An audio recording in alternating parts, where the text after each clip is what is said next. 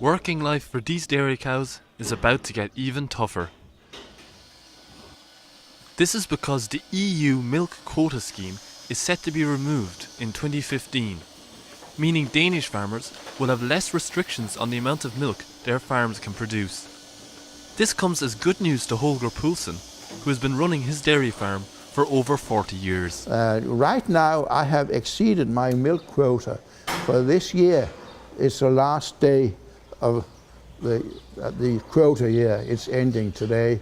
And I have exceeded my milk quota, so I have to be fined with 160,000 Danish kroner. It has always been a problem for me with a quota.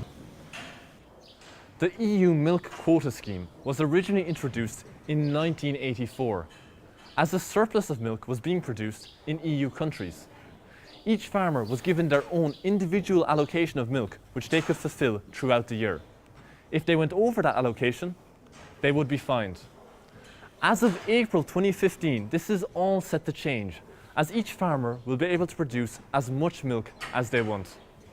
Of course, this will mean more work for little guys like these. Christian Svensson, Chief Consultant of Trade and Market Relations at the Danish Agriculture and Food Council, is certain that an increase in milk production will occur. April 2015 when the burden is lifted and during the next 5 years. And as far as we are concerned here in Denmark, we say, well, our production will go from 5 billion kilos of milk to 6 billion kilos of milk. And that's something we know for certain it will, because we already have the production facilities in place.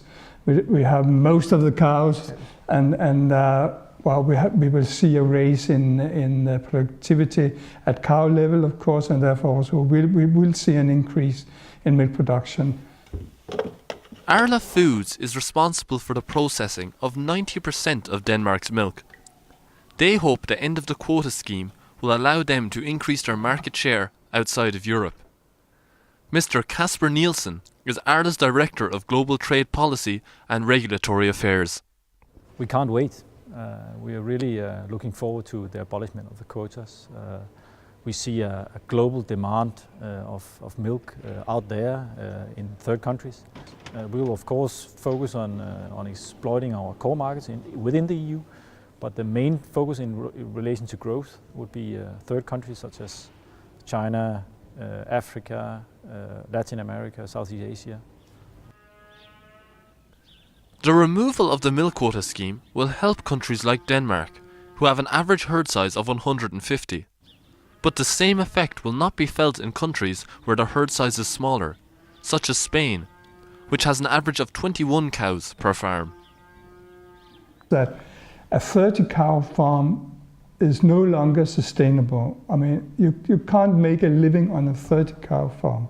In Europe, a 60-cow farm is very close to where it is also not sustainable in the future. So what we will see, whether you want it or not, is that the herd sizes will be bigger, farms will be bigger. Holger is well prepared for 2015, with his dairy farm currently holding 170 cattle, an animal he greatly respects. It's a very a pleasant animal. Cows you have on a farm for several years, typically 5, 6, 7 years.